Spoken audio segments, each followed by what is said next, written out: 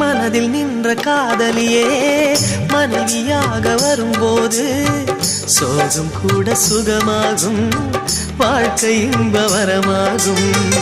உன் வாழ்வில் செல்வங்கள் எல்லாம் ஒன்றாக சேர்ந்திட வேண்டும்.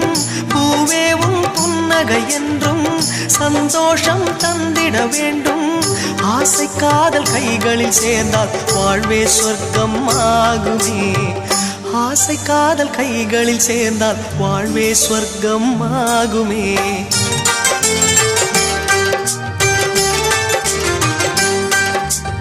ஆனந்தம் ஆனந்தம் பாடும் மனமாசையின் ஊஞ்சலில் ஆடும்.